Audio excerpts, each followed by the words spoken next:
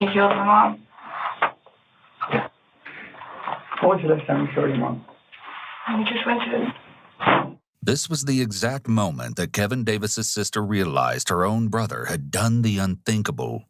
When detectives sat down to speak with the man behind the horrific crimes, he laid it all out on the table, every last sickening detail. I kind of wormed my hands into her brains to kind of just cut it. Oh yeah, I lost my virginity to a corpse. Oh yeah, bestiality is a thing of mine too. Now you know. I prefer my women dead. I was always into strangling.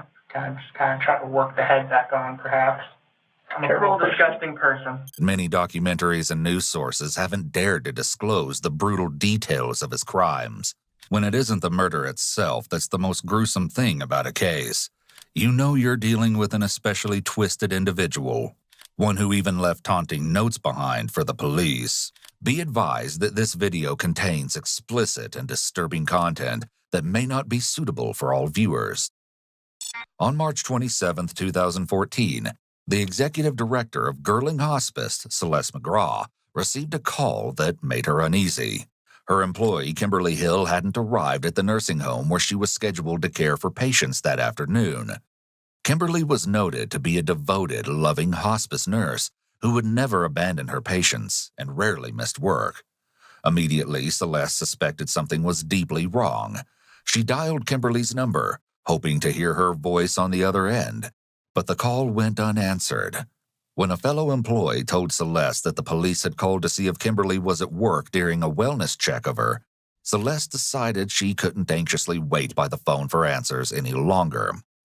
She and the director of patient care drove to Kimberly's home located at the Windrush Apartments in Corpus Christi, Texas, to try and get to the bottom of her unsettling and mysterious absence. But, to their horror, when they arrived at Kimberly's apartment, they found it awash in the red and blue lights of police cars outside the doors. Celeste pulled a police officer aside to ask questions, only to have them apologize and tell her that an incident had occurred, but they could not give further details at the time. Celeste had just spoken to Kimberly the day before on March 26th.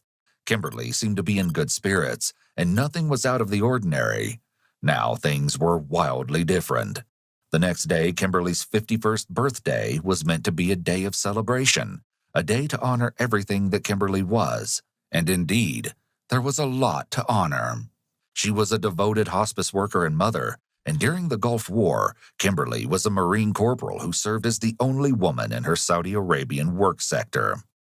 But instead of celebrating all that Kimberly was on that day, it will forever be marred by the horrific reality of what happened to her less than 48 hours before at the hands of a killer that no one could have ever suspected.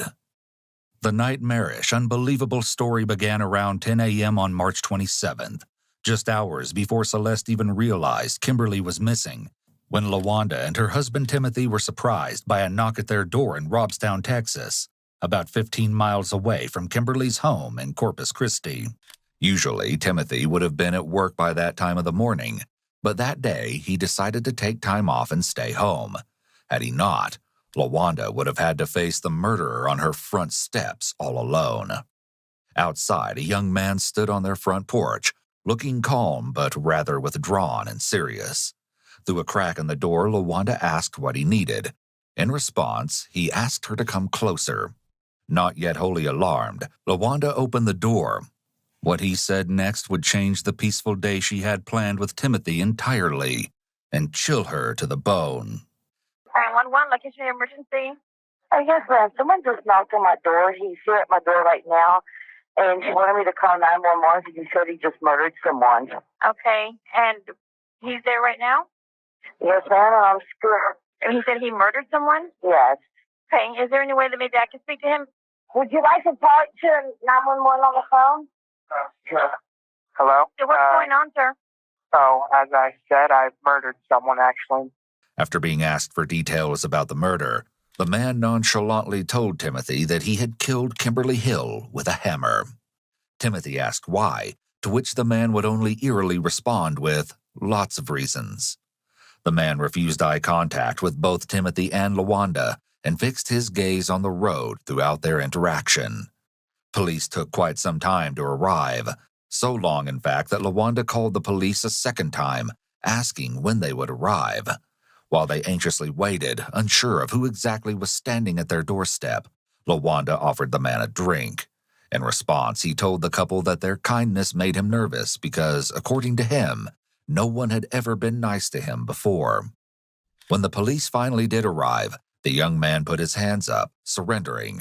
He confessed once more to the deputy on the scene that he had murdered Kimberly with a hammer. Of course, that wasn't even half of the horrific truth of what he did. With his confession, the police took him in for questioning. Soon after, they reported to Kimberly Hill's apartment. They found the door locked, so they contacted a maintenance person to give them a key that would give them access to the apartment. What awaited the police behind the locked door would not only horrify them, it would weave a tale so tragic, so unbelievable, that it would appear like something straight out of a horror movie. Upon entering the home a little after 10 a.m. on the 27th, police were instantly met with a gory scene. The couch in the living room was marred with a large swath of blood. Next to it, some of Kimberly's blood-stained clothes lay in a pile. A trail of blood and what appeared to be drag marks led from the couch all the way down the hallway, one that was adorned with family photos of the smiling, happy family. The trail of blood led into the bedroom where officers found the body of Kimberly Hill on the bed. She had 18 lacerations to the head. Beside Kimberly on the carpet was a hammer, its handle smeared with blood, consistent with the young man's story. But that wasn't the only weapon found at the scene. Police also discovered a knife with blood on the blade and handle that was on the couch where the initial attack looked to have taken place. In the bathroom, police discovered what appeared to be the young man's clothes in a heap next to the bath. His shoes were covered in long blonde hair that looked to be Kimberly's. The socks in his pants were speckled with blood. Along with all of this, there was a smear of blood in the bath as if someone had tried to wash off there. Woven throughout the cozy family home-turned-crime scene, the police found that the murderer had not only left grisly evidence of the brutal killing, but grisly, taunting notes seemingly addressed to police and to the innocent people who lived inside the home. One was addressed to Desiree, Kimberly's daughter. The twisted letter had been purposefully left on top of the blood trail by the couch. Its demented message read, "Don't lose your head, she may yet live, although I doubt it. Hurry, Desiree. Sincerely, your brother." The person whom police already had in custody, the young man who had confessed to murdering Kimberly with a hammer, was none other than her 18-year-old son, Kevin Jazrael Davis. And not only had he murdered his mother, but he left the cruel note taunting his half-sister. At the time of the murder, Desiree lived in a separate apartment in Corpus Christi with her boyfriend. After the discovery of her mother's body, Desiree came to speak with police. Her boyfriend was also present, though off-screen, for most of the interview. The majority of the following interrogations and photos have never been seen before and have been analyzed by a qualified team, including an individual with a master's of social work, a licensed clinical psychologist, a former licensed professional counselor, and a licensed professional counselor. Okay, my name is Garcia. I don't want to be talking to you on the phone. I'm sorry I had Sorry. stories. Okay. We work in a case right now. Okay, about your brothers. He killed my mom. What was the last time you saw your mom? We just went to...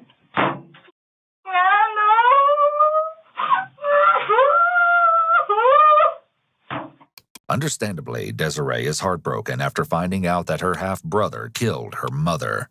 It's hard to imagine the pain she's experiencing, and even with that, she's able to compose herself as police begin to question her about her brother. Where I'm coming from? Oh, is he on the phone? He's a police officer in New Jersey also. Okay. Talked to me last night. For what time? She told me her and Kevin got in a fight. And he was just being disrespectful. And just saying real hurtful things. She called me. She said she called me when she felt stronger. Okay. And Who got in a fight with him? Kevin. Kevin was just being disrespectful or something, and he was something as simple as like this commercial came on for like eHarmony or some dating site or something, and he just out of the blue said, "Yeah, Mom, you gave up on love," and she said, "No, Kevin, I didn't give up on love, but even if I wanted to find love and I couldn't and have anybody over because you're here." And I mean, that's my mom. Really, she loves this kid. You know, she was just. It's not like they had a horrible like relationship. He just. Mm-hmm. He really. I can't think right now. Right. He really has social issues. He was kind of born just different. Like, he had severe ADHD. He really doesn't have any friends. His dad is no good, you know. He came to live with me for a little bit, and she wanted him back, you know, for one last chance. Like, we can make this right to start going to school and stuff. And she just bought him a $100 jacket that she knew he'd just throw on the floor just because she thought he'd like it, you know. She cared about him. She didn't just. My mom's not cruel, you know. Was Kevin ever abusive to your mom? No, he was never like physically abusive or anything like that. He would pop off at the mouth and tell her crazy stuff, you know, like, you know, fuck you fat bitch, stuff like that. And she would just like let it eat her alive, you know, like she was just really upset. And I was just trying to calm her down, and she said, yeah, you know. Right. When's the last time you saw Kevin?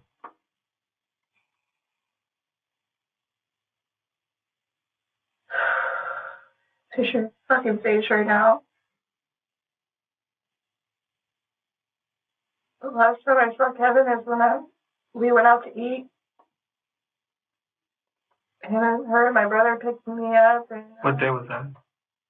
I don't know. I have to look back on my phone or something. But was he acting just like he always does, or was he acting different? He was acting normal. I'm pretty sure that this is just a spur of the moment type of thing. He's always had a few issues. Yeah. Like when he was little, out of nowhere, like he would just draw shit that was bad. People getting shot, stuff like that for no reason. Has he ever threatened to kill you or your mom? Never. Okay. No, never. Well, we're gonna tell you this. We haven't told anybody else, but he wrote some notes before he did what he did.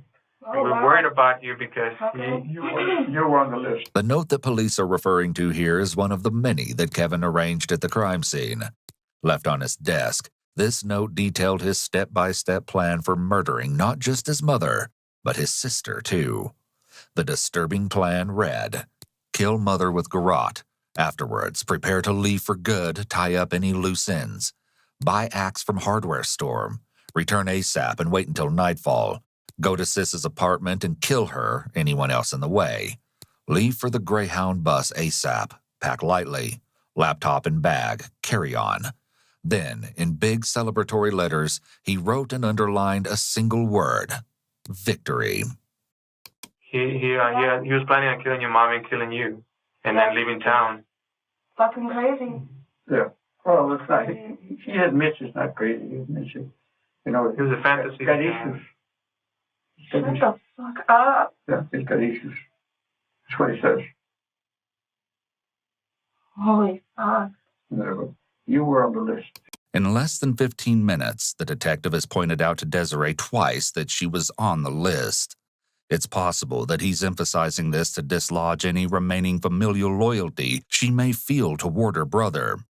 This may encourage her to be completely honest with him about any warning signs Kevin displayed, or any problems he had in his relationship with his mother. That's why I was worried about you. I wanted to make sure you were okay. And he said he hadn't hurt you yet. No. Yet. Is he your natural brother or is he your stepbrother? He's my half brother. Where's his He's dad never now? met his dad like one time. My mom did not deserve this shit. No. I was telling her last night, you don't deserve this, you don't deserve this. And she was just like, yeah, I don't. I really don't. Okay, I'll tell you what we're going to do. we're gonna give the medical examiner your information, okay? And what you need to do now is... Identify, look her. Yeah, how much family... My mom, she's fucked up. This is it. This is them three This here. is the family? Yeah, this was my family. It was my mom You need to and my do brother here. anything you want to ask for us? Which is, we may have an answer if you want. How is he? No, I don't want to hear that right now. Really? All that matters right now is she's expired. I'm pretty sure he probably put it in the worst way with a hammer and fucking stabbed her to death or something. Desiree's comment here about how Kevin probably did it in the worst way is unsettling and unexpected. She claimed that she never saw Kevin being physical toward their mother, which makes it surprising that she is so certain that he was unusually cruel or violent in the way he killed her. It's likely that Kevin exhibited behaviors beyond verbal abuse that made Desiree believe he was capable of violence. How was my brother during all this? Was he just straight-faced? Yes. He's here in another room. Okay. Supposed to doing it. So he admits doing it. He's got no bones about it. I can't believe it. Like I said, your brother's a little strange, okay? I mean, there was issues, you know, like, he would talk about, like, if they get in a fight, like, I'm gonna kill myself, you know, blah, blah. And one time my mom did call the police, and they took him to a hospital, and now... So he wanted to kill himself in the past? Yeah. But he never wanted to kill anybody else? No, he never said that. I guess they gotta find out now, right, how she died, or whatever. If you're ready for it, I can tell you. If you're ready for it. If not, we can hold on. I mean, I gotta just, like, get it out. I can't just draw this shit out, you know? You immediately did. Alright. It's all right now, that's all we have. That's so fucked up. That's worse than stabbing. That's worse than... Oh, my God. Yeah, he immediately did. Did you say how he was going to kill me? Huh? Did you say how he was going to kill me in the letter? Probably the same way as her. No. Yeah. But he Can I see his face? had you in your list. Can I see his face? No. Keep in mind that Kevin would sometimes stay at Desiree's apartment, which made the news of this plan all the more disturbing.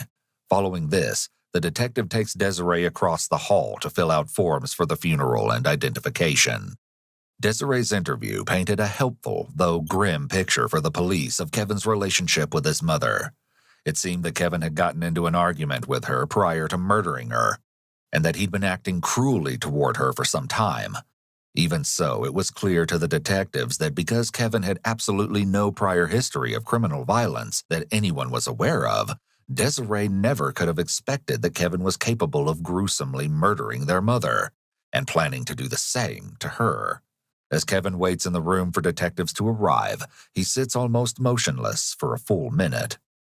The officer in the blue shirt presents Kevin with his written Miranda rights and walks him through them, having him sign the document to ensure he understands what is about to take place. Though it would seem like the killer confessing and writing his plan out on a piece of paper would give the police all the information they needed, the crime scene and confession brought about more questions than answers. Fortunately, law enforcement wouldn't have to dig to get the details of what happened the night that Kimberly was killed. He confessed to every minute detail of his heinous crime. Be warned, the following interview has extremely disturbing and explicit content. And earlier, you talked to some people, you want to get some stuff off your chest. We're here to listen to you. Why are you here? What happened? And tell us what happened. Well, has anybody gone to the house yet? Do you really? We know what happened. We have, but we want to hear it from you. Or we have an idea. You're the only one that can tell us. Start at the beginning, man. What caused all this? Well, the very beginning, I asked my mother for permission to die, or rather kind of commit suicide, the sort of beating around the bush sort of thing. Mm-hmm. Because, well, that doesn't really matter why I wanted to kill myself. Sure does. Tell us. I'm bored with life. I don't like life. I don't like people. I don't like living it, basically. There's really anything depressing about it. It just is what it is. And so I wrote the note.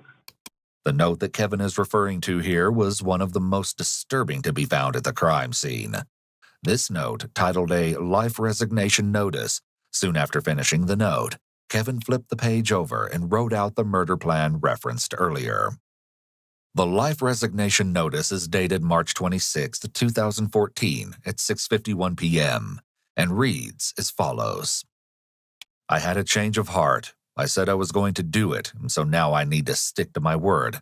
I am a man, after all, albeit a hilarious one. Too much damn work, so many obligations. Seriously, fuck people. But most of all, fuck me. By the way, I've always fantasized about murdering and raping you two. It's kind of funny how you never really know someone, not even your own son or brother. Sorry for the bathroom mess, Mother. Good luck recovering from the shock, you two. Sincerely, or not, Kevin Jazriel Davis. P.S. I killed that stupid gray cat because I was bored one day. Sorry. I did. When did you write the note? Around 6-ish, 7-ish. Today or yesterday? Yesterday. Okay. That's in the afternoon or morning? Afternoon. Okay. Okay. And then what happened? And then, She get upset with you? well, no, actually, I mulled it over.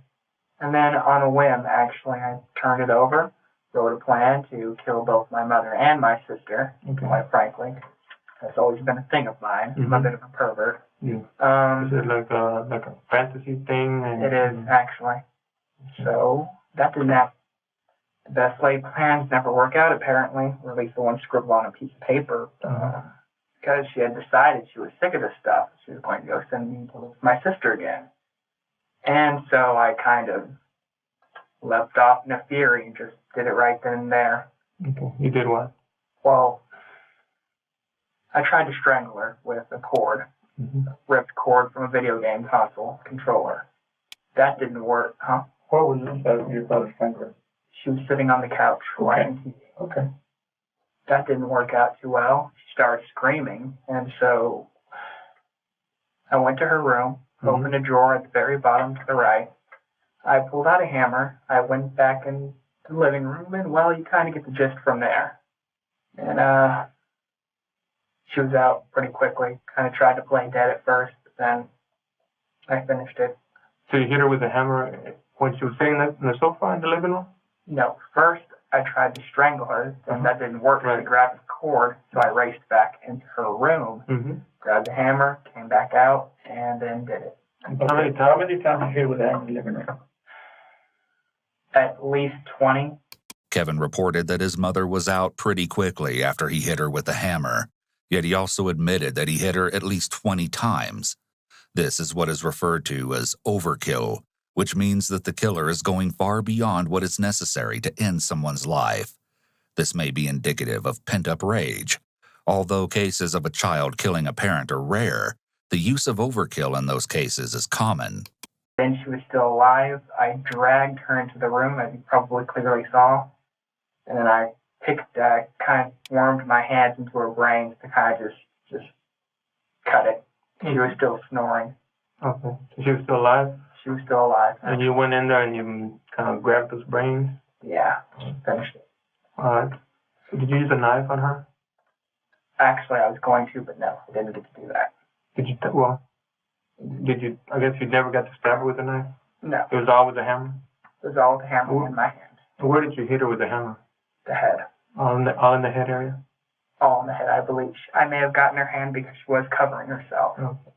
Is this in the front or the back of the head? Top, back, mainly. No, actually, the entrance wound is around yonder somewhere here. Okay. And then, so when you dragged her to the living room, to the bedroom, you kept on hitting her there? Yeah, I kind of. That's where that's when you reached in and grabbed her brain? Yeah, I kicked at it a bit. Then I just, that was kind of silly, but then I just decided to reach in and kind of just do it. Mm-hmm. And then what did you do after that? Then I had sex with her corpse. You did? Okay. Did you come inside her? I did, actually. Have you ever done that before, like had sex with her? No, I haven't, actually. This is just the first time? Oh, yeah, I lost my virginity to a corpse. Okay. Did you change in the bathroom? Did you? I did. I took a bath before then. My penis really, well, that's a little personal, but yeah, I needed to clean it off. And so, and then I changed. Yeah. Okay. How about your sister? What's your sister's name? Desiree Hill. Is she okay? She is okay, yeah. Okay. Where does she live? At an apartment actually very near here. That big kind of Hispanic thing, like Spanish looking building. Mm-hmm. It's an old apartment complex with a code. Was it a fantasy of yours to kill her as well? It and was. Did you write down that on your note? Oh, I did actually, but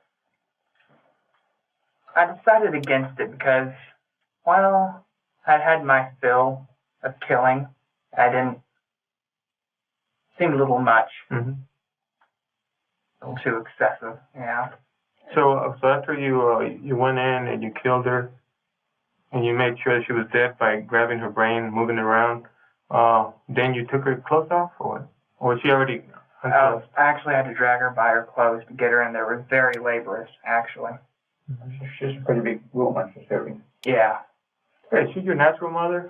Biological mother? Yeah, actually, she is my natural mother. Okay. Hey, what kind of thrill did you get by having sex with her? I'd always loved my mother, I guess in the wrong sort of way, but a kind of love, I guess. Maybe some rage. Maybe just a little. Kevin referring to his rage and then diminishing it by saying maybe just a little in such a calm way is indicative of the inner turmoil he was experiencing and his struggle to express his emotions clearly. Yeah. All right. Have you killed anybody else before? I have not. You just fantasized about it? I just fancy, yeah. What got you to this point? Tell us about what got you to this point.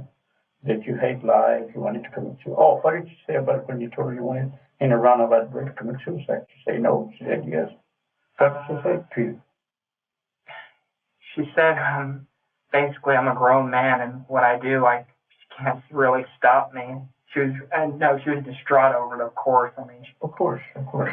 Yeah, she said she'd cope with it. If you kill him, that's kind of why she wanted me to go away. Why she called my sister to come pick me up, and that's kind of why I just left it. So at that point, you got pissed? Not necessarily. I just knew it was time to act now or never. How long have you had this thought for your brain? It's around my preteens, actually. Mm-hmm. Yeah. You ever seek any kind of medical attention, psychological? You feel like you can cope with that? Nope, I never really sought help, actually. Mm-hmm. I just accepted it as a part of me. I wasn't really ashamed of it. It just was what it was. Let's talk about the notes that you wrote. How many notes did you write? 3. 3. There was one in the living room. Yeah. That one was addressed to who? Desiree, my sister. Because I knew she would... she's a good girl, but rather sensitive. I knew she would lose her head if she kind of saw that. You remember what the note said? Keep your head. Hurry. She might still be alive, although I highly doubt it in parentheses. Mm-hmm. Something along those lines, yeah. But when you wrote the note, you knew your mom was already dead? Oh, yeah, I knew it. And, you know, it was you were just messing with Desiree by writing that she might still be alive? Yeah, my sick sense of humor. Okay. I was pretty well off my rocker by then. And then there's a second note in your mom's bedroom. What did that one say? Do you remember? Chase me. Was that addressed to the police or to who? I was in a very playful mood at the time. Okay. I just wanted to run. Just wanted to see how far I could get. But, yeah. So what? Your plan was to leave town, or what? According to one of the notes that you wrote. Oh yeah, the Greyhound bus. Mm-hmm. I was gonna try to get out of the state or anything really. But I guess something else happened. You ended up at somebody's house. No, what happened? I told you my plan was foiled because she talked to me. She said my sister's going to come pick me up now, like in a few minutes. Uh-huh. Go over with her, and that's when I said it's time to act, now or never. I see. I just went over to their house to use their phone, and then they wanted, I was using their phone, so I thought I might as well tell them when they asked me questions. I mean, they had questions on using their phone. Where was this at? Where did you end up at? Ultimately, I ended up in the backwoods of a ditch. Here in town or out of town? Robstown. In Robstown. How did you get over there? In Corpus Christi, I biked halfway, and then I got to the train tracks, and then I ditched the bike in the thick woods, and then from the train tracks, I just walked. To Robstown? Yeah. Okay, and then you came up to the, was it like the first house that you saw, or how did you go to this house to ask to use the phone? Initially, my plan was just to run as far as I can, but then I ended up crying my eyes out in like the thick woods, like, what did I do? And I realized, you don't know what you lost till you've already lost it. His comment about not knowing what you have until you've lost it is a common phrase used in grief, though here his lack of emotion indicates that he may not be grieving his mother, but grieving what she's provided for him.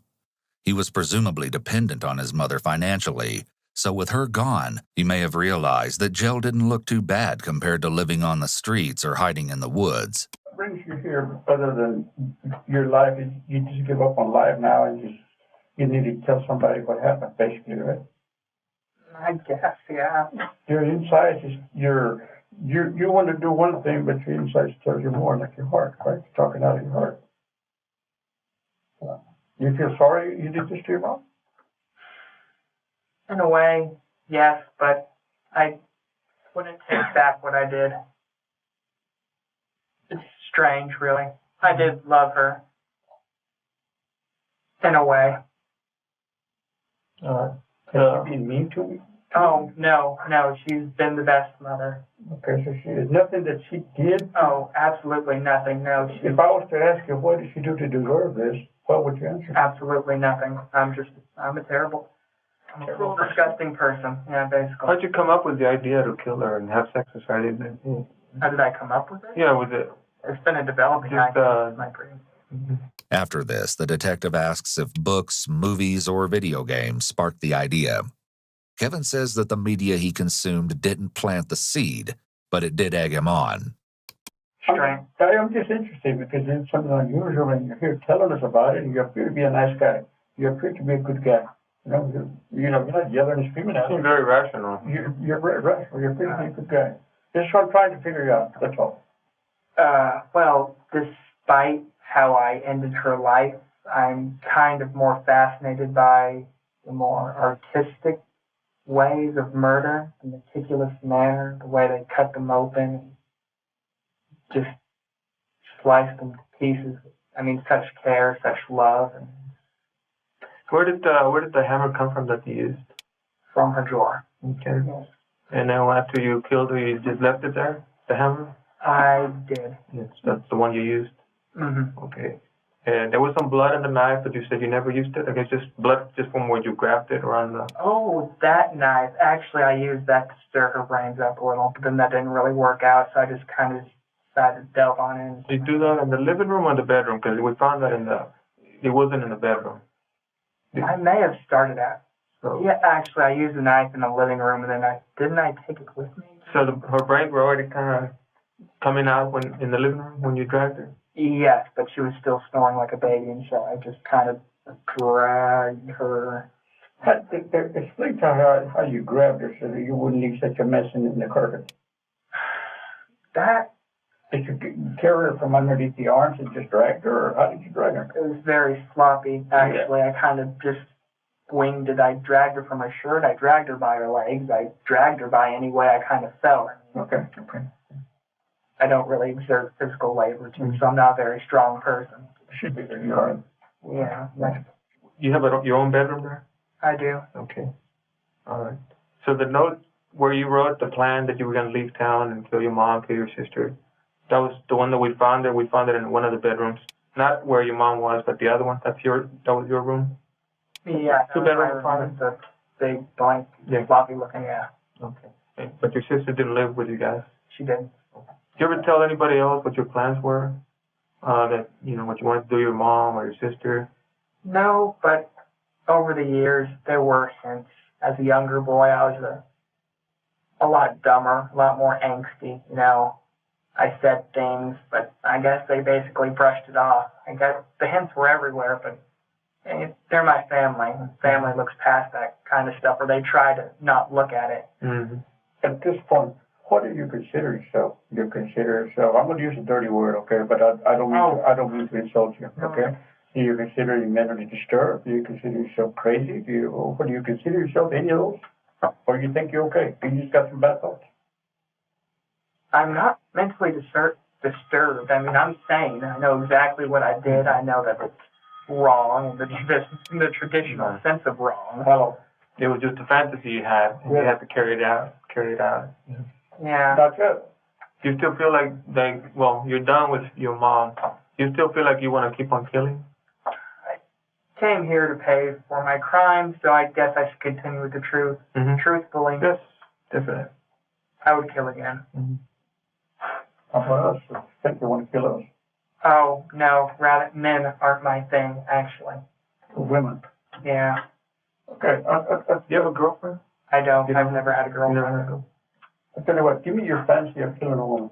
What would your fancy killing would be? Your ace killing, what would that be? This is a little peculiar on camera. Okay,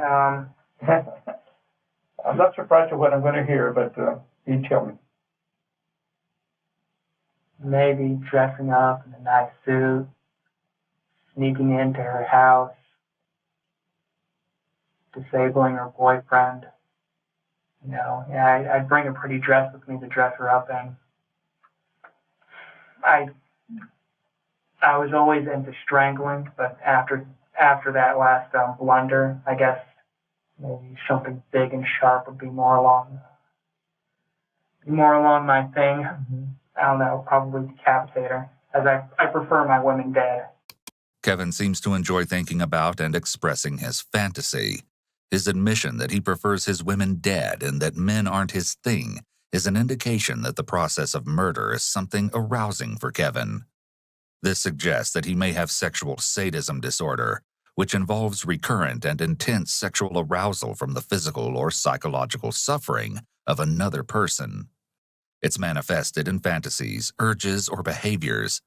In addition, his comment about preferring women dead stands out for another disturbing reason. A woman who is alive could potentially reject him, but a deceased victim can't. He may feel safer assaulting a deceased victim because he can do anything he wants without fear of being refused or spurned. He gets to be all-powerful and in complete control. I'd dress her up. I'd stitch her up. Kind of try to work the head back on, perhaps. And then I'd go to town, and it would be a night to remember. Mm-hmm. And then I'd kind of just burn everything and run for the hills. Now, you mentioned that you lost your virginity to a corpse. Yeah. Can you tell us a little bit about that? What happened? Oh, well, just last night, my mother. Yeah. Okay, not somebody else. You're talking Yeah. about your mom. Yes. Okay, so before that, you had never had sex.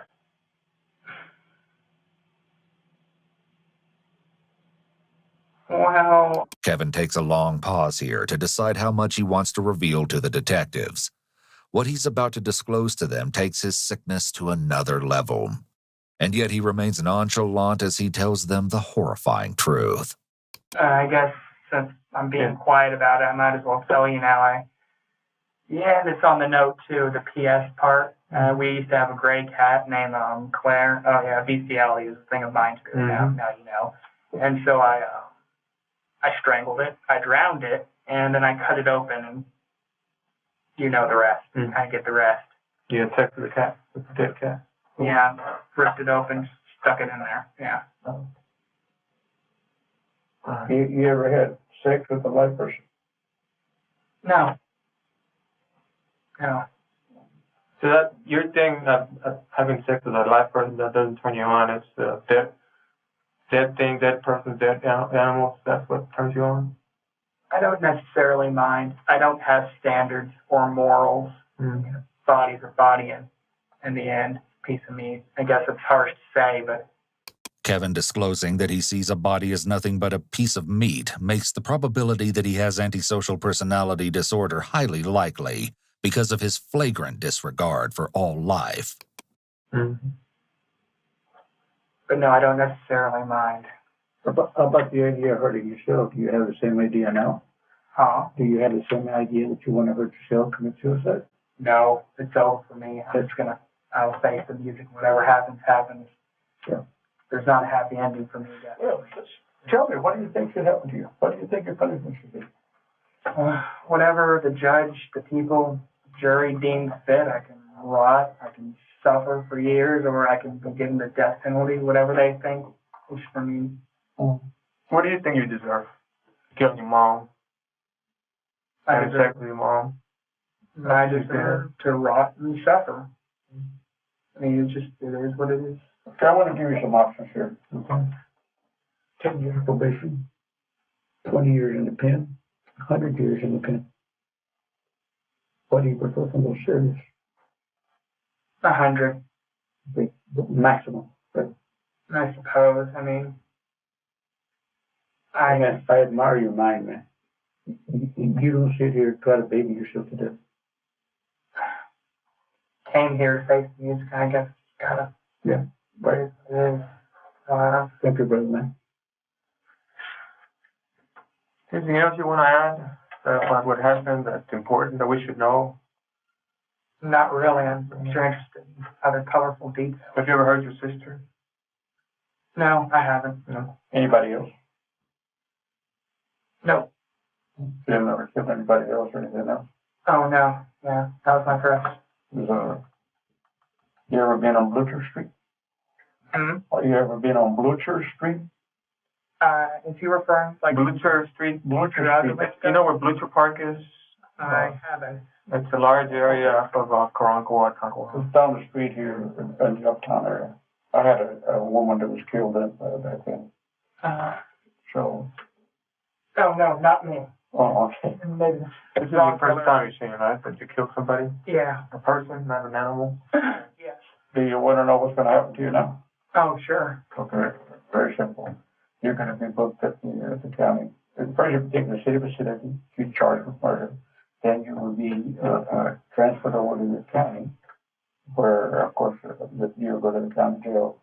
They'll set a bond for you and everything else. And if you can afford to get out of jail, then so be it. And if you can't, sit there until to your trial. And there may not be too proud of you. Oh, of course. I don't expect people to think very highly of me after this. Hey, but like I said, I admire you for your honesty. You were honest with us, and you didn't cut the bullshit. Following Kevin's confession in his interview, he was arrested. Though at first he pleaded not guilty to murdering his mother just as his trial began, he entered a guilty plea. According to his attorney, he was offered a sentence of 60 years in prison, but Kevin refused. Perhaps it's because he truly thought he deserved more time, or maybe it's because, for some deeply misguided reason, he thought he was going to escape the charges altogether.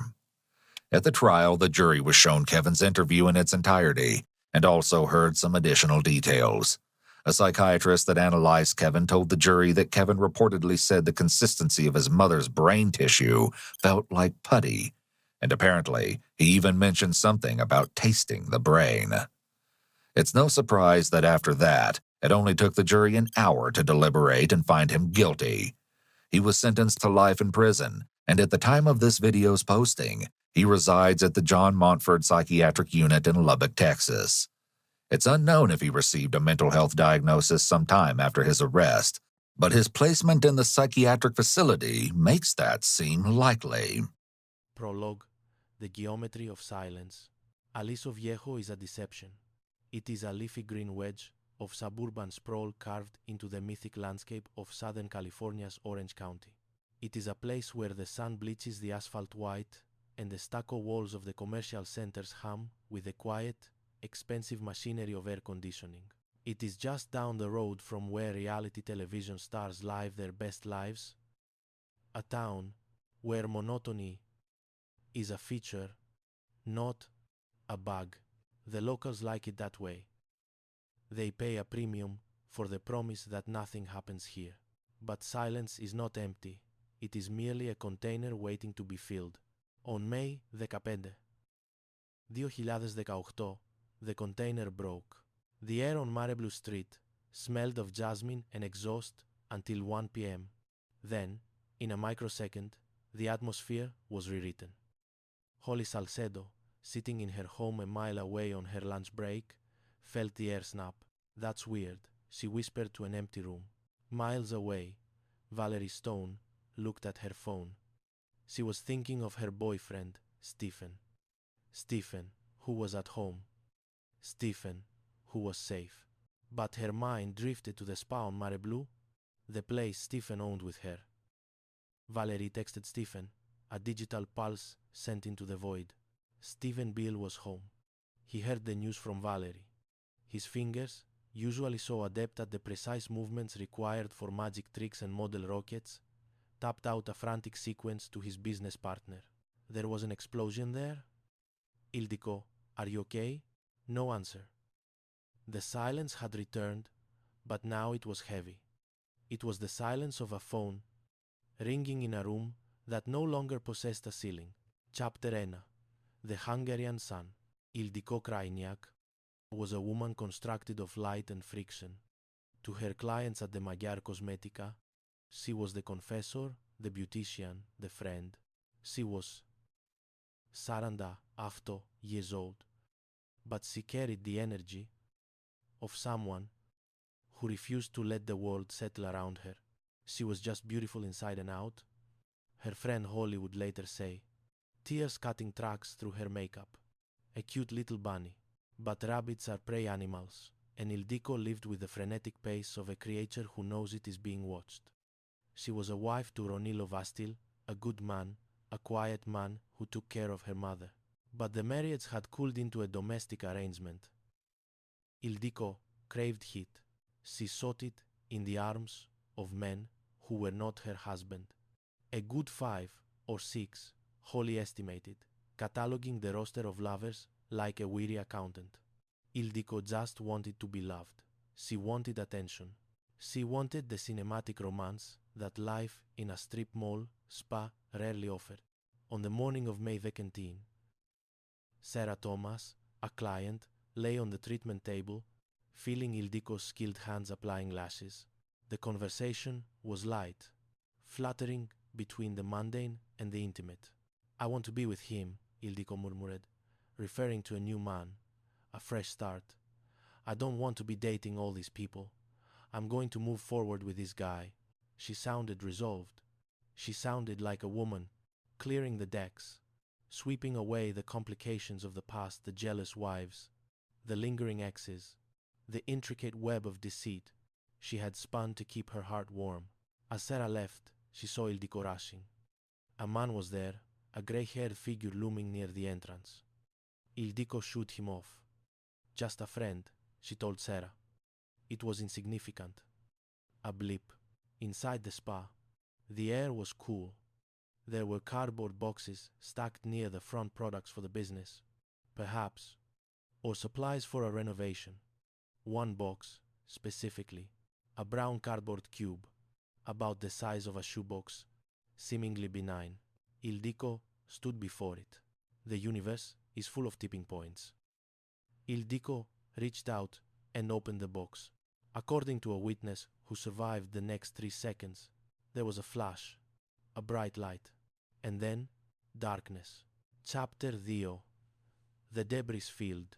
Orange County Sheriff's investigator, Jack Ackerman, was a man who listened for echoes. When the call came in, the radio chatter was frantic. Explosion, fire, body parts. Ackerman drove fast. His mind immediately went to Texas. Just 2 months prior, in March 2018, a serial bomber had terrorized Austin with package bombs. Was this a copycat? A franchise of terror opening a branch in Aliso Viejo? The scene was a jagged wound in the side of the commercial district. The 2-story building had its guts ripped out. The facade was blown open, revealing the skeletal framing. The smell was distinct, not just gas, but the sulfurous, rotten egg stench of fireworks. "Everybody get back. We have one confirmed fatality," a deputy shouted, his voice cracking over the dashcam audio. Ackerman stepped through the glass and debris. It was a massive debris field. The destruction was absolute. The victim, the woman at the epicenter, had been blown literally to bits. It wasn't just a death. It was an erasure.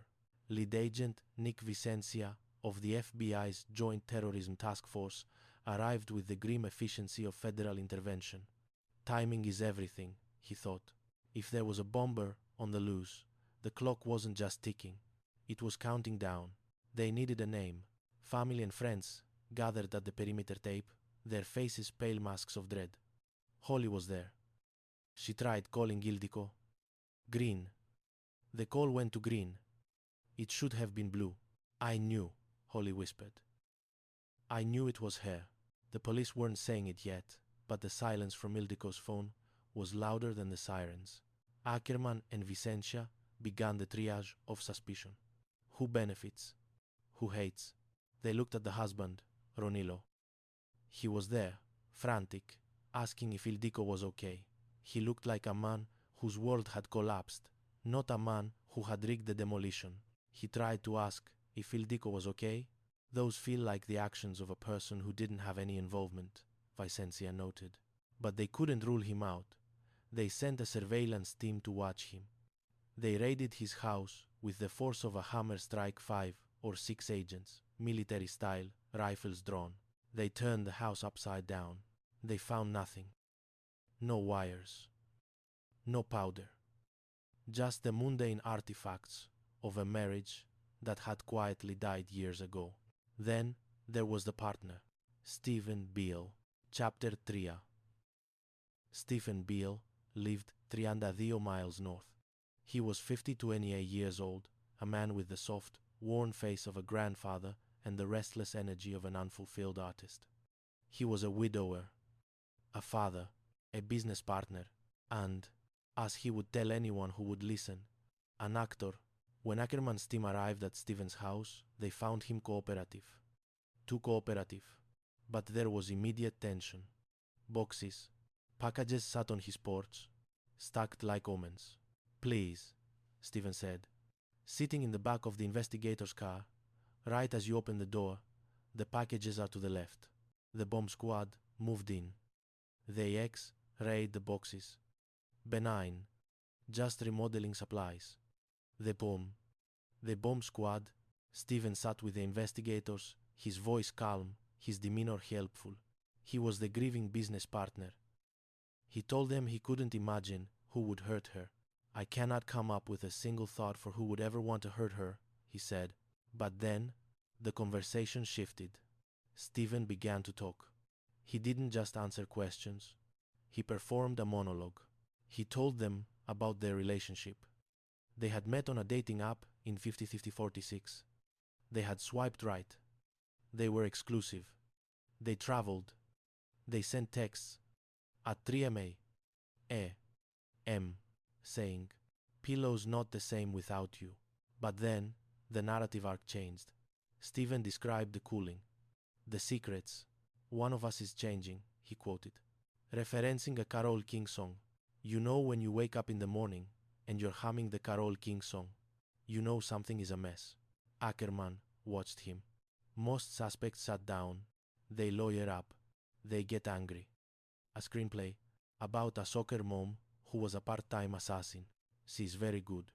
She plans every step of the way. She covers her tracks, Stephen explained, his eyes gleaming with the pride of authorship. It was surreal. The FBI agents exchanged glances. Was this a confession masked as fiction? Then, Stephen did something that made the hair on the back of Ackerman's neck stand up. He leaned forward and performed a magic trick. He pulled a coin from behind his ear. You're kidding me, Ackerman thought.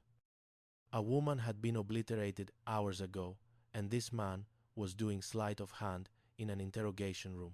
But the real trick wasn't the coin. It was what they found in his garage. Chapter 10.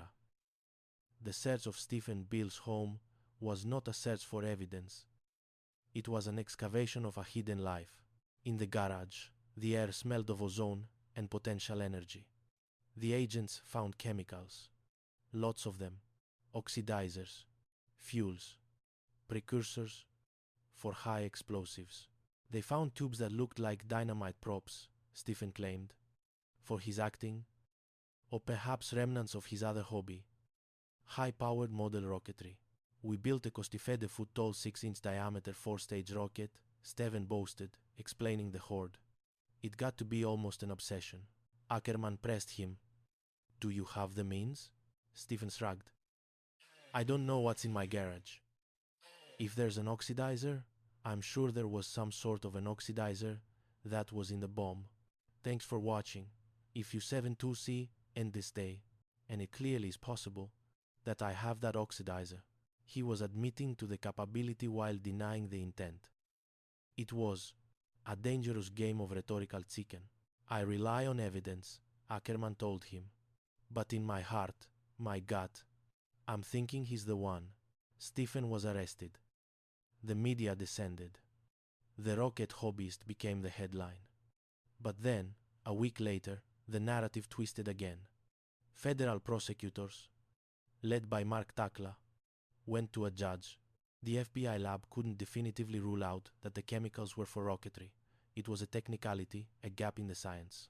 The charges were dropped. Stephen Beale walked out of the lockup. His daughter, Charlene, breathed a sigh of relief. His girlfriend, Valerie Stone, was waiting for him. Valerie was the new woman in Stephen's life. They had met online. Her profile had a specific warning. Must not be stuck in the past, or stuck on your ex. Stephen had seemed perfect. He spoke of Ildiko with the distant fondness of a man who had moved on. She's dating other people? He had assured Valerie. Now, Valerie drove him home from jail. She believed him. She loved him. She thought the nightmare was over. You thought that's the end? The narrator of this tragedy might ask. No, there is always an end. That wasn't it. Because while Stephen was performing the role of the innocent hobbyist, the FBI agents were sifting through the debris of Leven Mareblu looking for a ghost. Chapter Pende. The vault. The investigation turned inward.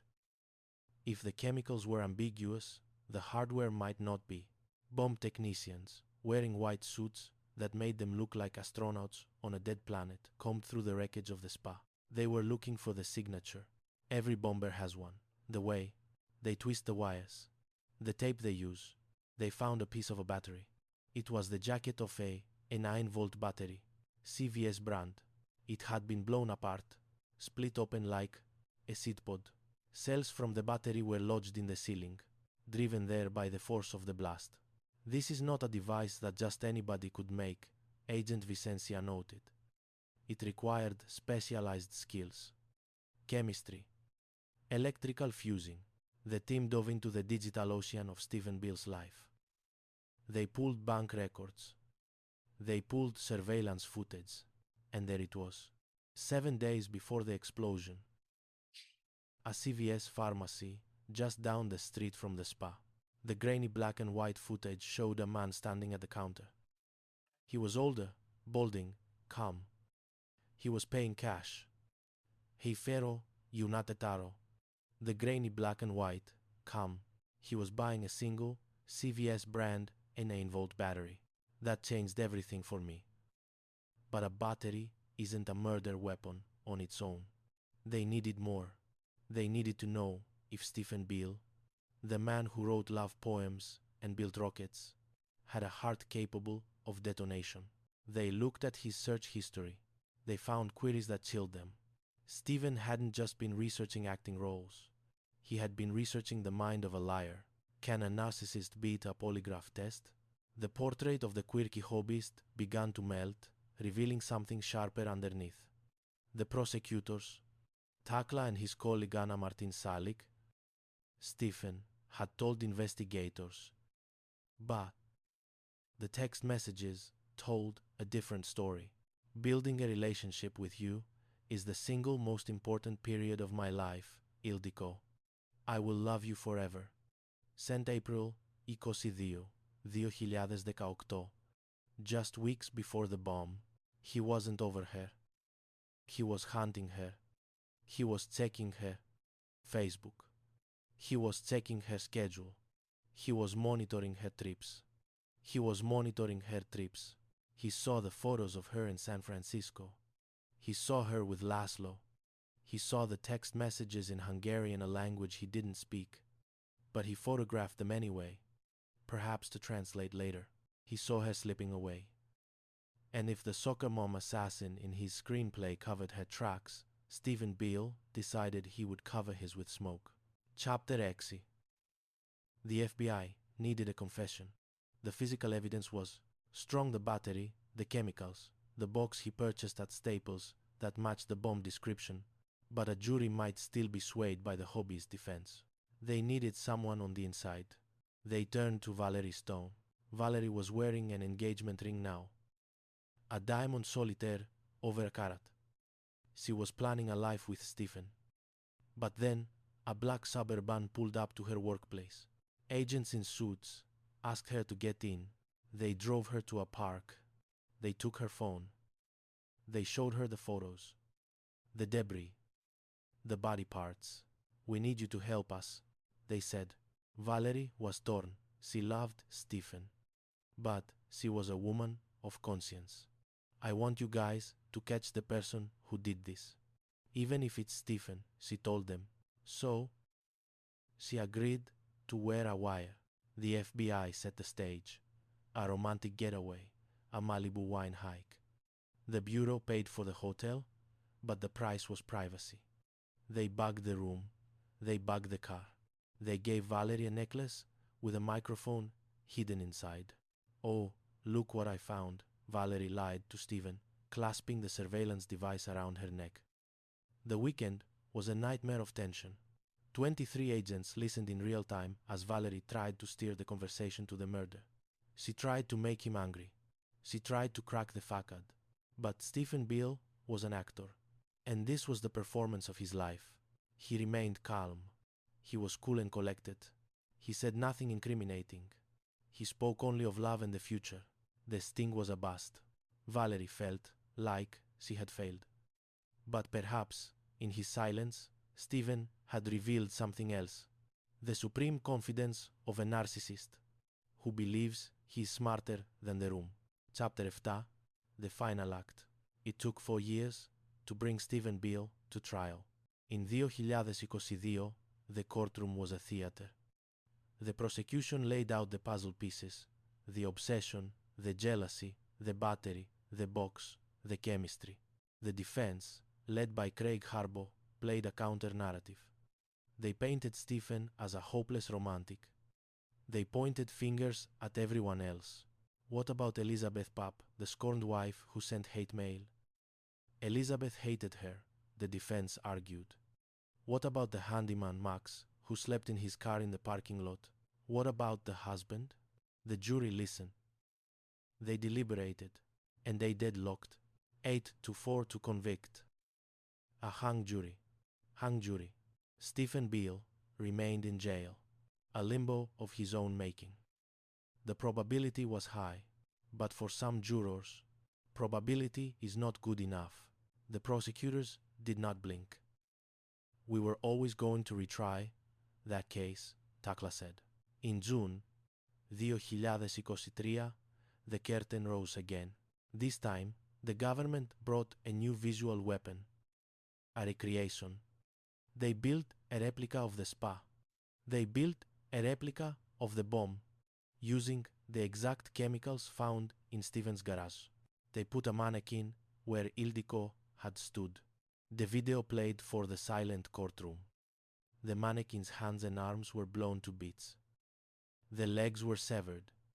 It was a precise, forensic echo of the horror found on Mareblu Street. It was undeniable. This was not a firework. This was hot red, packaged in cardboard. Valerie Stone took the stand for the defense, still clinging to the belief in his innocence. But the jury looked at the texts. They looked at the battery. In less than 2 hours, the verdict came back. Guilty. Stephen Beale, the aspiring actor, the magician, the rocket scientist, stood still. He faced life in prison without parole. Epilogue. Ildiko Krajniak is gone. The energy she brought to the world, the sunshine, in some of my darkest days, as Holly called it, was extinguished by a chemical reaction. But memories have a half-life longer than uranium. In the end, Stephen Beale wanted to be the architect of a great drama. He wanted to be the clever protagonist who commits the perfect crime and moves on to a new life. He wanted to write the script, but scripts have endings. And in this story, the final scene is not a magic trick, it is a cell door closing. The silence on Mareblu Street has returned, but it is different now. It is the silence of a town that knows that even in the safest places, among the green lawns and the strip malls, there are men who dream of fire. Part 2.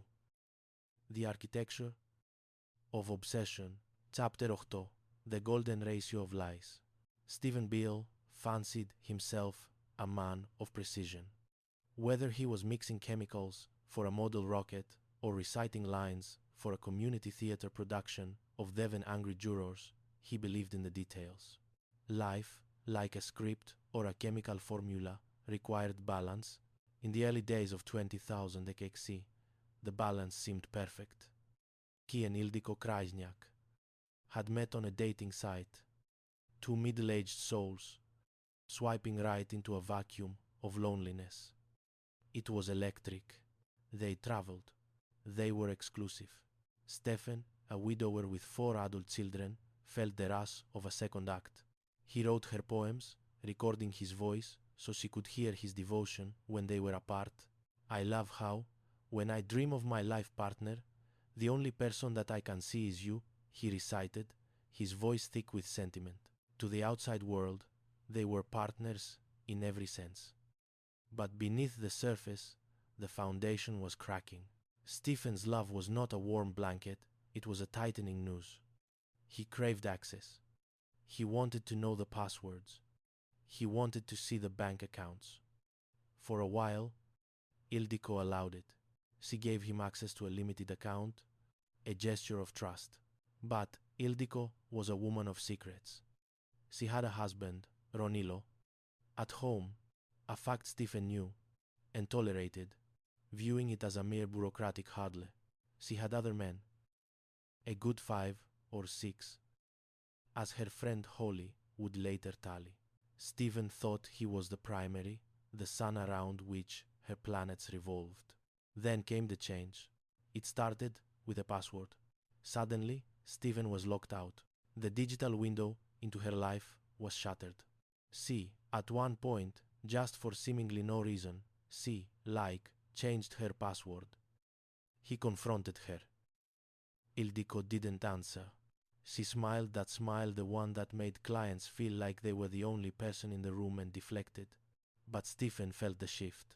He described it later with a strange, melancholic musicality. You know when you wake up in the morning and you're humming the Carole King song, "One of Us is Changing." The mess was simple. Ildiko was bored. She was restless, and she was planning a trip. Chapter 9. The Hungarian Interlude. In the spring of 2018, Ildiko returned to her homeland. It was a place where she wasn't the esthetician or the wife or the mistress. But she didn't go alone. Or, at least, she didn't stay alone.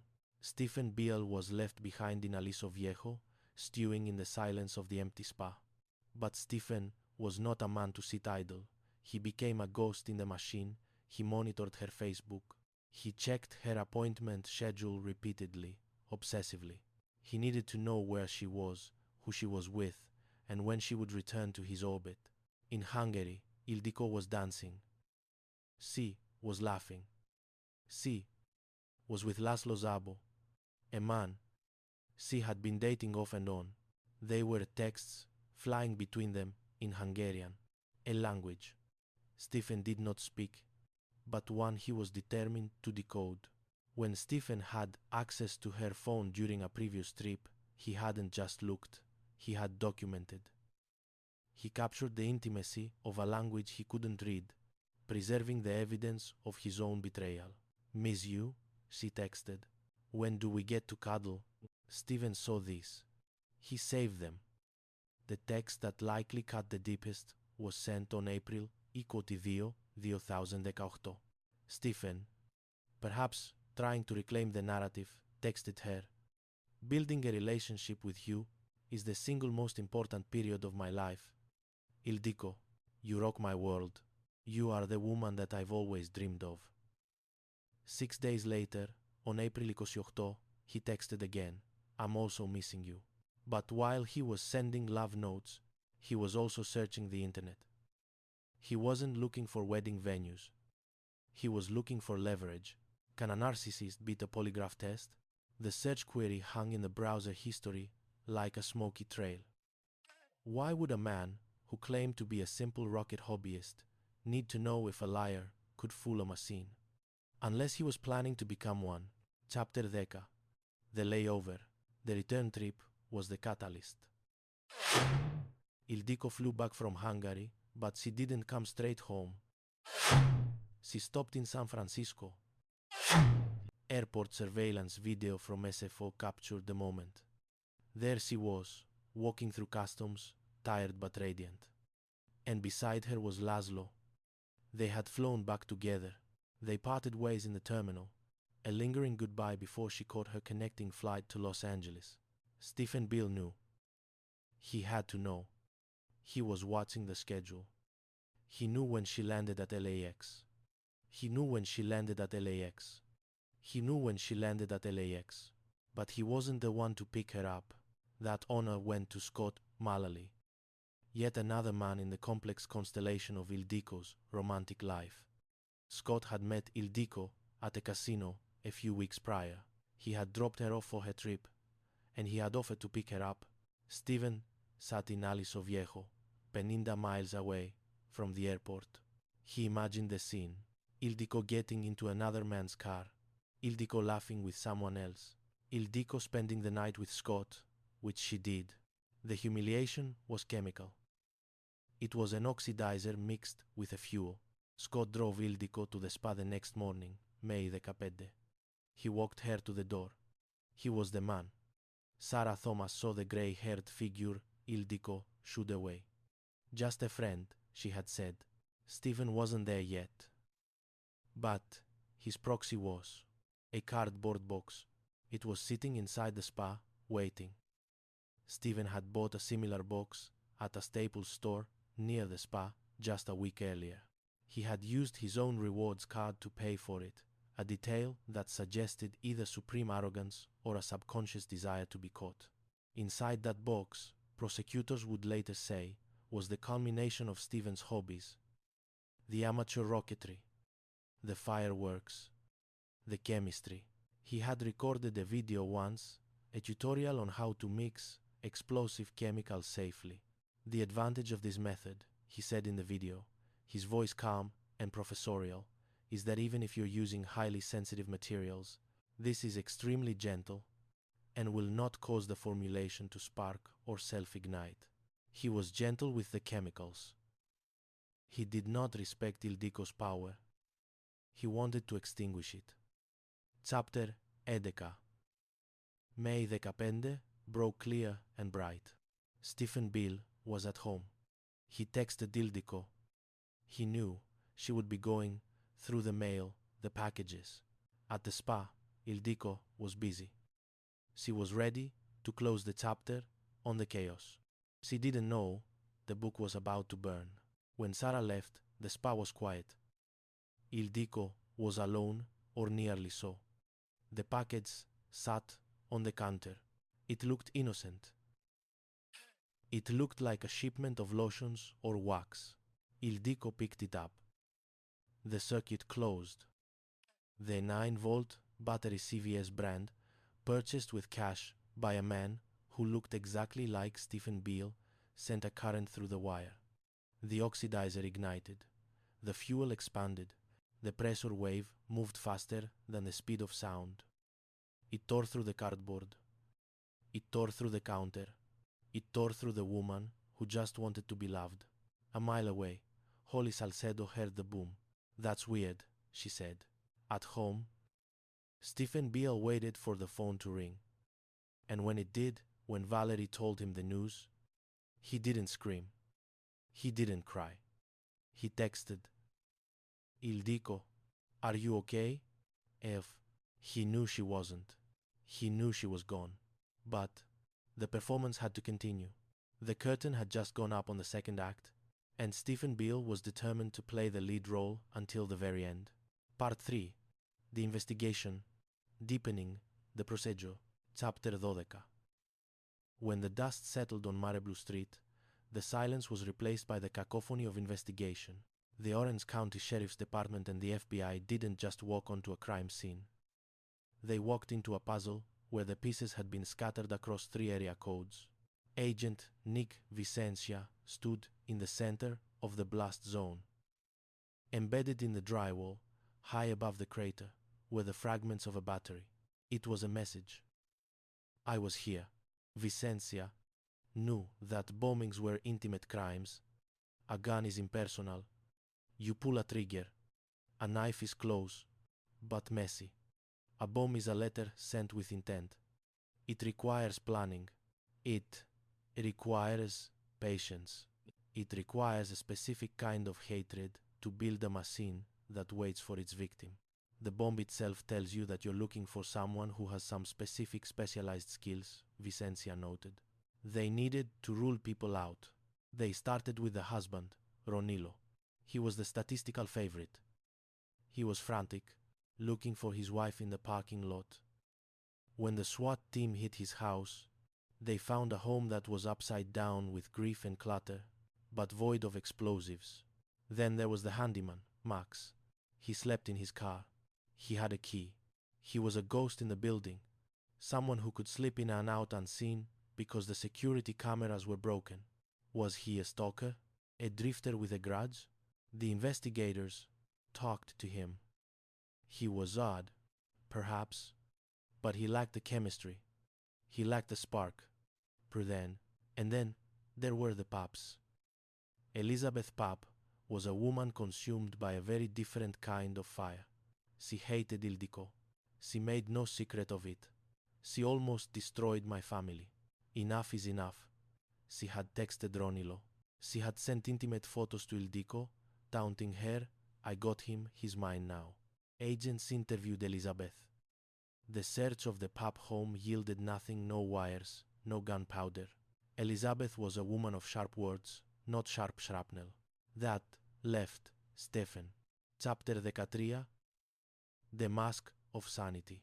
Stephen Beale sat in the interrogation room at the Aliso Viejo substation. He was not in handcuffs. He had driven himself there.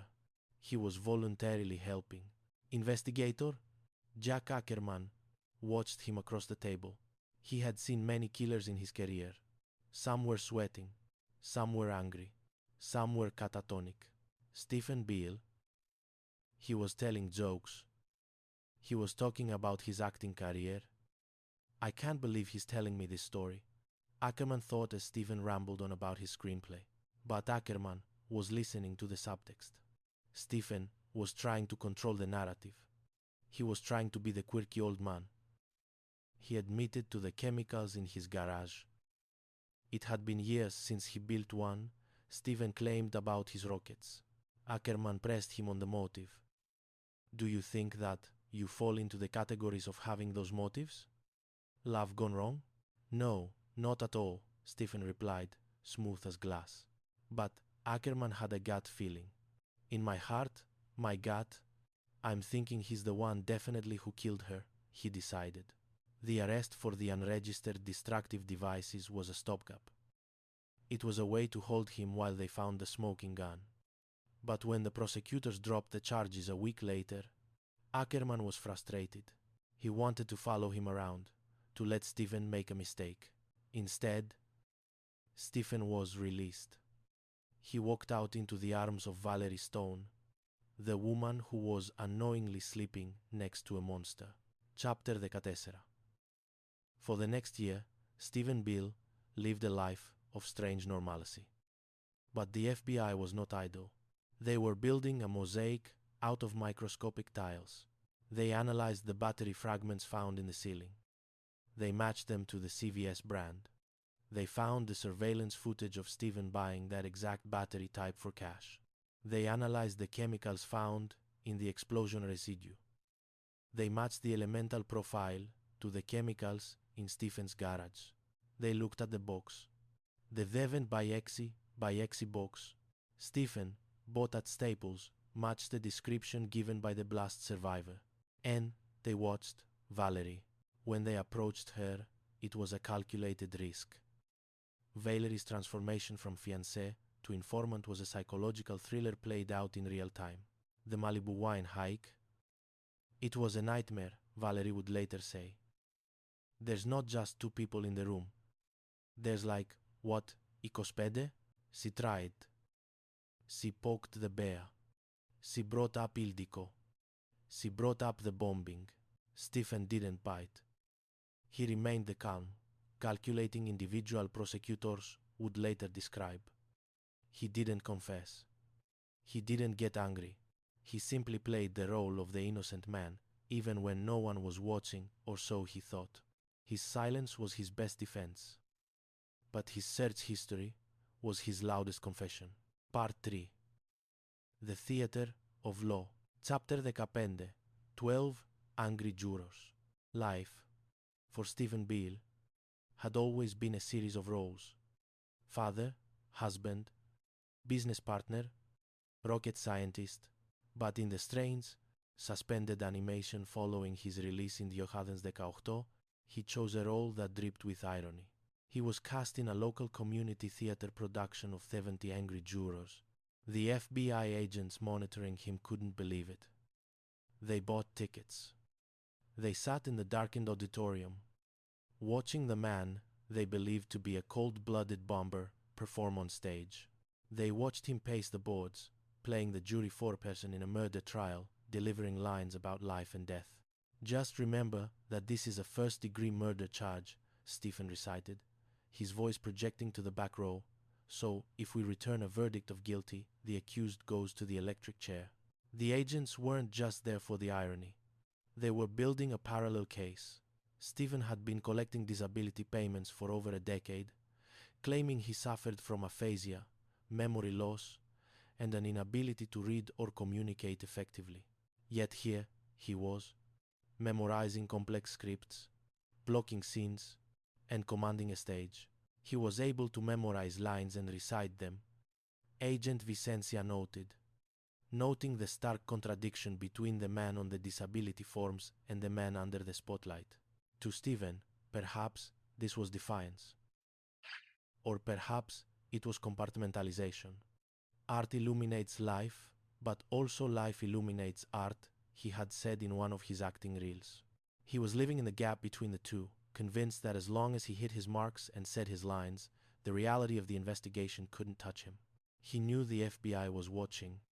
He spent more money on acting classes than he ever made from acting, chasing a dream while the net tightened around him. The play's message was about how people can believe one thing with certainty, only to find out they were wrong. It was a poignant choice. Stephen was betting that the FBI was wrong. The FBI was betting that Stephen's performance would eventually crumble. Chapter 16. The Upgrade. The curtain dropped on Stephen's freedom on Sunday, March 3, 2019. It was a quiet morning. Stephen had left the house to run errands. Valerie Stone, his loyal fiancée, was still in bed. He had kissed her goodbye, a domestic ritual that felt permanent. Then the phone rang. It was Stephen. "I've just been arrested," he said, his voice tight. He handed the phone to a special agent. This wasn't like the first time. In 2018, the charge had been possession of an unregistered destructive device, a technicality that allowed him to slip through the cracks when the lab results were inconclusive. This time, the charge was absolute. Malicious destruction of a building resulting in death, the news anchor announced. It was a federal charge. It carried a potential sentence of life in prison without the possibility of parole. Effectively, it was a murder charge. It era Varde. Valerie was in shock. There's like no way, she told herself. There's no way they have a case against him. She believed in his innocence with the fervor of a convert. She had seen him in his socks and underwear. She had searched his drawers. She had lived in his house. But the FBI had spent the last year crossing the T's. The lab had finished analyzing hundreds of pieces of evidence. It wasn't one smoking gun. It was a totality of everything adding up. The chemicals, the battery, the box, the obsession. Stephen was denied bail. He traded the stage for a federal holding cell. He would sit there for 4 years before facing a jury of his peers' real jurors, not actors. Chapter 17. Reasonable doubt. The first trial began in 1022. The courtroom was a sterile arena where two narratives collided. Prosecutors Mark Takla and Anna Martin Salik painted a portrait of a calculating narcissist. They showed the jury the texts. They played the creepy love poem Stephen had recorded. They argued that when Ildiko rejected him for other men like Laszlo and the San Francisco lover, he knew how to make rockets and fireworks, the prosecutor argued, and those are the exact things one needs to know how to make a bomb. They presented the 9-volt battery evidence. What are the odds that somebody else purchased a battery from that lot? Same kind of battery as was in the bomb? But Stephen's defense team, led by Craig Harbach, was ready. They argued that Stephen was simply a hopeless romantic, not a killer. They pointed to the texts where Stephen and Ildiko Steele exchanged. The strongest piece of evidence is Mr. Beale's total lack of motive. Harbaugh claimed. They threw dust in the air. They pointed at Elizabeth Papp, the scorned wife who had texted Ronillo to be a man and stop Ildiko. They pointed at the handyman, Max, who slept in the parking lot. They pointed at Ronillo himself, the husband who knew about the affairs. They attacked the physical evidence. The box, Stephen was moving. He needed boxes. The battery, Ildiko needed. Enya-volt batteries for equipment at the spa. The chemicals, just a hobby. The jury retreated to the deliberation room. It was tense. Klaus, a juror, was convinced. He had the materials, and he would have known how to do it, he said later. To him, the battery part lodged in the ceiling was the smoking gun. Ceiling gun have the ceiling. There's only one way something gets shot into the ceiling at that kind of speed, he argued. But Marisela, another juror, wavered. Not beyond a reasonable doubt, she thought. She didn't see the venom in Stephen's texts. She didn't see a man who would fly off the handle. Probably he did it, she reasoned, but I'm not firmly convinced he did it. Probably is not good enough. The vote was 8-4 to convict. They were deadlocked. Voices were raised. There was pointing. Acrimony. They sent a note to the judge. Mistrial. Stephen Beale had acted his way to a stalemate. He remained in jail, but he wasn't guilty. Not yet. Chapter. The recreation. The prosecutors didn't blink. In June 2023, the second trial began. This time, the government decided to stop relying on abstract chemistry and start showing the visceral reality of the crime. They built a bomb using the exact chemicals found in Stephen's garage and the design inferred from the debris. FBI experts created a replica of the device. They placed it in a mock-up of the spa. They placed a mannequin where Ildiko stood. They filmed it. In the courtroom, the lights went down. The hands and arms were blown to bits. The legs were severed. It was a mirror image of the autopsy photos. It silenced the room. It showed the jury exactly what Stephen Beale was capable of creating in his garage. It was a vivid reminder of what happened to Ildiko, the narrator noted. The defense tried a new tactic. They called Valerie Stone to the stand. She had stood by Stephen for 5 years. She told the jury about their relationship, about how he had moved on from Ildiko. She testified about the sting operation The Wire, the Malibu wine hike, and how Stephen had never confessed, even when prodded. Psychologically, but the jury looked at the mannequin. They looked at the battery receipt. They looked at the search history about lie detectors. This time, there was no acrimony. Chapter 19. The verdict. The deliberation took less than 2 hours. 5 years of investigation, thousands of hours of video, complex chemical analysis, all boiled down to one word. Guilty. Stephen Beale, 64 years old, stood and heard his fate. He was convicted of the use of a weapon of mass destruction resulting in death, malicious destruction of a building resulting in death, and other charges. Outside the courthouse, Ildiko's cousin Eva spoke through tears. Valerie Stone was left alone. She had lost 70 pounds during the ordeal. I believe him because I believe he's not a sociopath or psychopath, she told the reporter. When the reporter read her the text messages, Stephen had sent Ildiko messages. Valerie had never seen. Sent while Stephen was dating her, she paused. You rock my world. You are the woman that I've always dreamed of. Stephen had texted Ildiko in April 2018. Valerie's face fell. That kind of makes me feel. Right now. I'm sorry about that, she stammered. It was the first crack in her armor. The realization that the man she defended had been professing eternal love to the woman he killed, all while sleeping in Valerie's bed. Epilogue. The silence after the boom. Stephen Beale was sentenced to life in federal prison. The actor had found his final stage, AXE by Excel, where the audience never clapped. In Aliso Viejo, the scar on Mare Blue Street healed, as suburban scars do. The stucco was patched. But for Holly Salcedo, the silence is still heavy. She misses the sunshine. She misses the friend who could turn a dark day into a light one just by laughing. She has this energy that you go in and you depress and you leave the salon and you're flying. Ildiko Krajniak wanted to be loved. She wanted to be seen. In the end, she was seen by the entire world, but only through the lens of a tragedy engineered by a man who couldn't bear to let her look away. The bomb took her life, but it couldn't take the memory of her light. As for Stephen Beale, he remains in the dark, a man who built a rocket to nowhere. Part IV. The Anatomy of Betrayal. Chapter 20. The man who wasn't there. To understand the crime, one must understand the architect.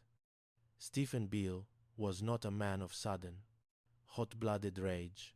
He was a creature of compartmentalization, an actor who believed that if he played the role of the eccentric hobbyist convincingly enough, the audience and the FBI would applaud rather than arrest.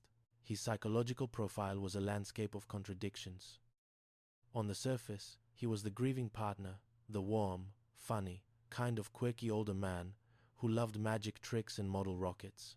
He performed sleight of hand for homicide detectives, pulling a coin from behind an ear while they investigated a murder.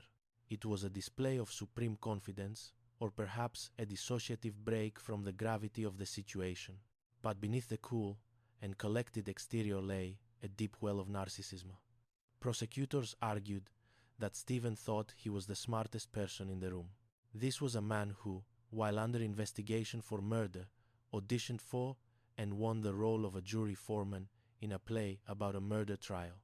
He stood on stage, reciting lines about the electric chair, while FBI agents sat in the audience. The cracks in his persona were subtle but deep. He claimed to be on disability for aphasia and memory loss, unable to read well, yet he memorized complex scripts and researched legal strategies online. He claimed to have moved on from Ildiko, yet he obsessively checked her schedule and Facebook, documenting her life like a private investigator. The most telling glimpse into his mind came from his browser history.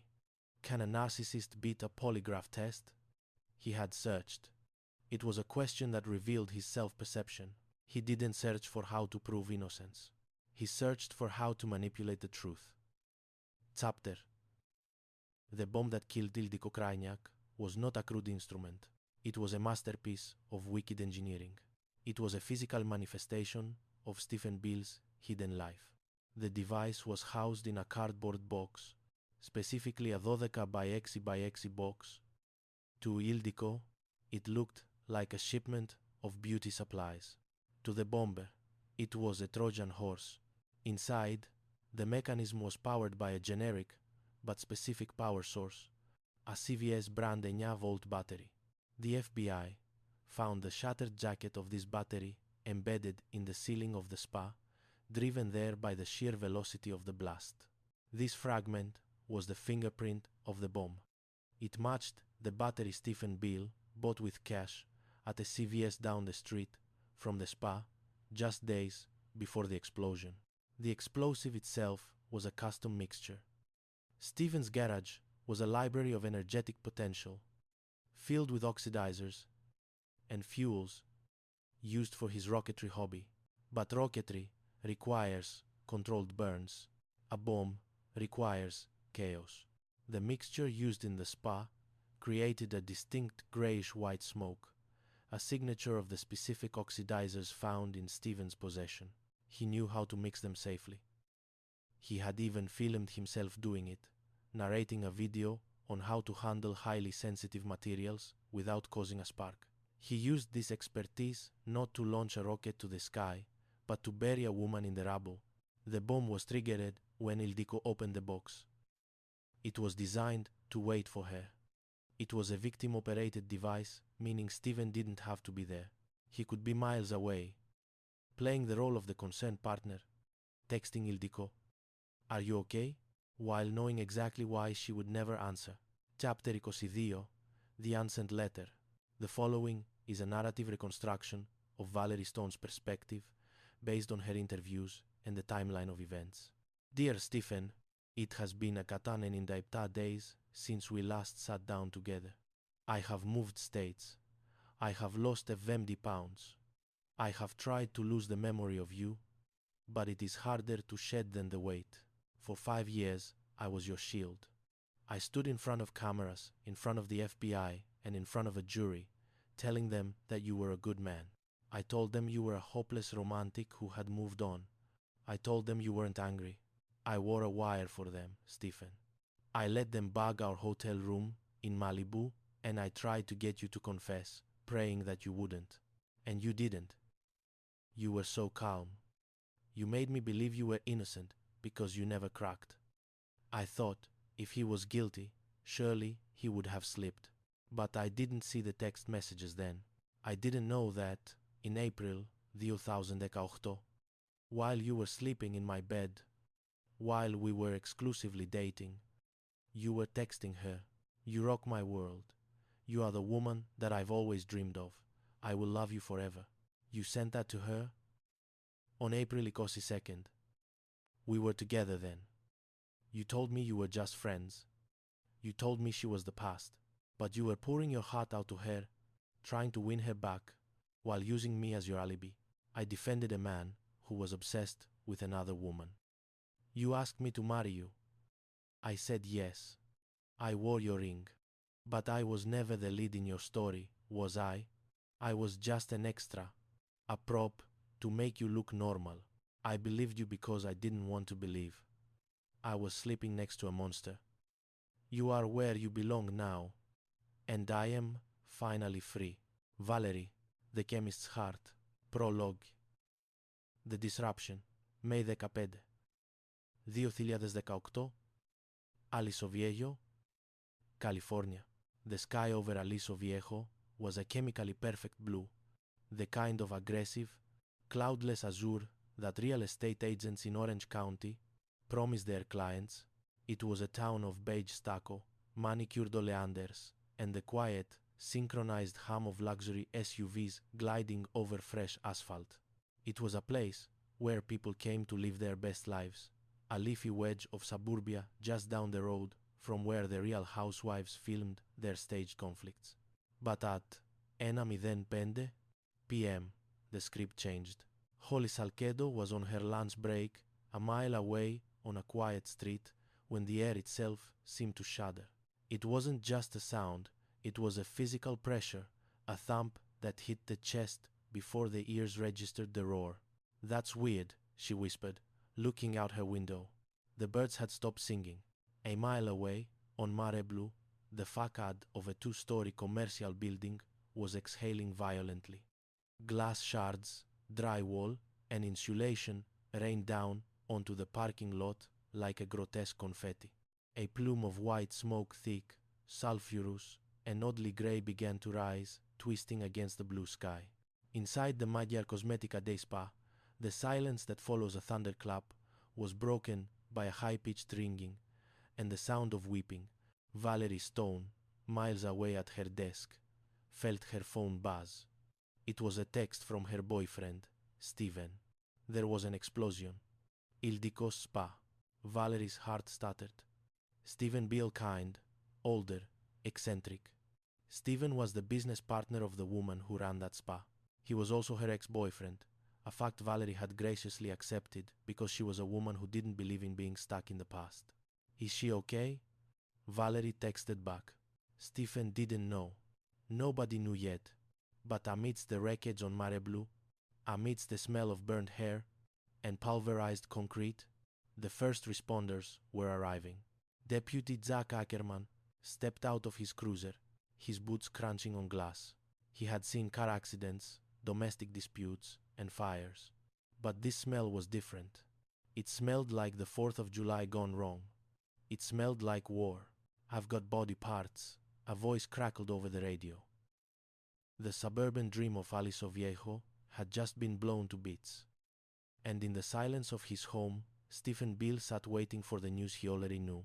Part I, The Oxidizer, Chapter Enna. Stephen Beale considered himself an artist. At 64, with a shock of grey hair and eyes that crinkled when he smiled, he played the role of the grandfatherly eccentric to perfection. He was a man of hobbies. He built model rockets that could pierce the stratosphere. He dabbled in theoretical physics. He wrote screenplays about assassins who were also soccer moms. He was an actor, though his IMDb page was populated mostly by short films and student projects where he played judges or doctors. But his greatest role, he felt, was the one he played in real life. He sat in his home, a place that felt more like a workshop than a residence. To the untrained eye, the garage was a clutter of junk. To Stephen, it was a laboratory. There were tubes, wires, and jars of chemicals, oxidizers, fuels, binders, the ingredients of the stars. Love, Stephen reasoned, was much the same. He checked his phone again. Still, no word from Ildiko. Ildiko Krajniak. The name tasted like paprika and honey. She was Hungarian, fiery, beautiful, and completely chaotic. She was the sun, and for a long time, Stephen had been content to be the planet caught in her gravity. They had opened the spa together. He had signed the lease. And how had she repaid him? By turning him into a spectator. Stephen stood up and walked to the kitchen. A week ago, he had stood in a CVS, the fluorescent lights humming overhead. He had paid cash. He had also bought a cardboard box from a store near the spa. He remembered the weight of the box in his hands. It was light, but potential energy has no weight until it is released. He thought of the poem he had recorded for her once, his voice trembling with manufactured emotion. I love how when I dream of my life partner, the only person that I can see is you. She hadn't listened. Not really. She was too busy with her complicated life. The other man, the husband she lived with but didn't love, Renilo, the handyman, Max, who slept in his car. The intense, muscular lovers she met in Hungary.